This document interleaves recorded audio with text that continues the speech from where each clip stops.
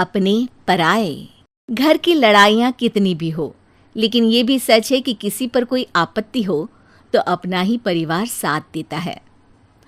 भैया, मेरे पीछे पुलिस लगी है, प्लीज मुझे बचा लो। रवि और राज दो भाई, लेकिन दोनों में कभी नहीं पटी। अरे क्या हुआ छोटे, क्या कर दिया तूने?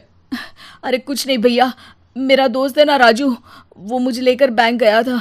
मुझे नहीं पता भैया कि वो वहाँ बैंक लूटने जा रहा है। मैं उसके साथ बैंक में घुसते ही सीसीटीवी कैमरे में दिख गया हूँ।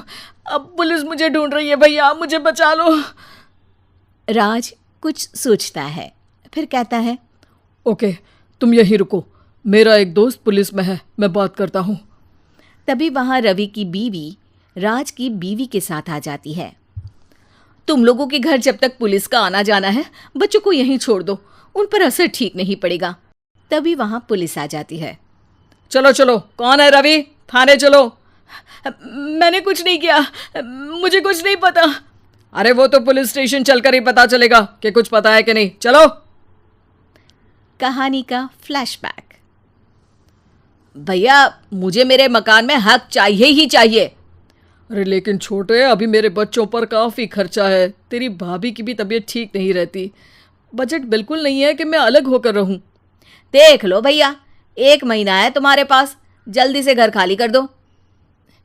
अरे कैसी बात कर रहे हैं भैया, मेरे शरीर में अभी इतनी हिम्मत भी नहीं कि घर को खाली करे। तो क्यों अपना पोषण बेचा भाभी?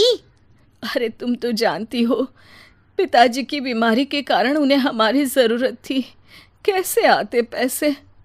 ससुर जी तो बूढ़े थे भाभी, उनकी बीमारी में भी पैसे लगाना कौन सा अकल का काम था। तो क्या पिताजी को मैं मरने के लिए छोड़ देता?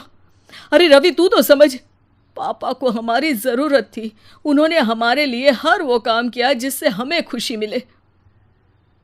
बैक टू रवि जो जेल में बैठा है। ये मैंने क्या कर दिया था? मैं ना पिता का हुआ ना ही भैया का, मेरे साथ जो हो रहा है ठीक ही हो रहा है। तभी वहां पुलिस वाला आता है। रवि, तुमसे कोई मिलने आया है। भाभी, आप यहाँ क्यों आई? पुलिस स्टेशन है ये भाभी। भैया, आपकी जगह मेरा भाई होता तो क्या मैं नहीं आती?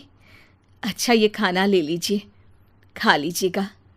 आपके भैया लगे हैं वकीलों और पुलिस वालों से बात करने में, डरने की कोई बात नहीं।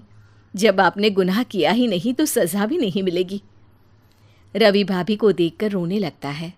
घर में साक्षी चुपचाप बैठी होती है कि तभी सोनम कहती है, अरे साक्षी, क्या हुआ, परेशान क्यों हो रही हो? भाभी, अभी अभी पुलिस स्टेशन से खबर आई है, इन्हें बड़े जेल में शिफ्ट किया जा रहा है। मैं क्या करूंगी भाभी? रो मत, हम अच्छे से अच्छा वकील करेंगे। लेकिन उसमें तो बड़े पैसे लगेंगे दीदी, हम इतना पैसा कहाँ से लाएंगे? अरे क्यों, ये मकान है ना, और मेरे कुछ गहने भी हैं। साक्षी की आंखों में पानी आ जाता है। पर दीदी, ये तो आप और भैया की मेहनत की कमाई है। पापा के बाद भी तो हम लोगों का सब खत्म हो गया था। पापा को तो बचा नहीं पाए, लेकिन भैया को ज़रूर बचा लेंगे। और भगवान चाहेंगे ना तो दोनों भाई मिलकर इससे भी बड़ा मकान खड़ा कर लेंगे। साक्षी। थोड़ी देर में राज वहाँ आता है। सोनम सही कह रही है साक्षी, पैसों की कमी के कारण किसी भी बेगुनाह को सज़ा नहीं मिलती। राज एक अच्छा सा वकील करता है।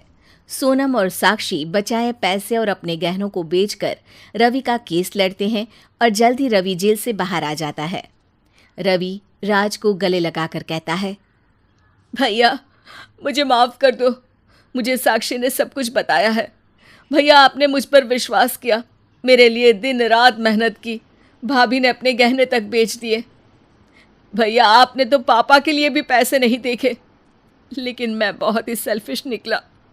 भैया, एक आखिरी बार मुझे माफ़ कर दो, मैं शर्मिंदा हूँ। अरे भाई, अपने तो अपने ही होते हैं, पापा ने हमारे लिए क्या नहीं किया, ये तुम्हें बताने की ज़रूरत नहीं है मुझे। और फिर तू तो मेरा भाई है, पैसे से बढ़कर रिश्ते होते हैं भाई।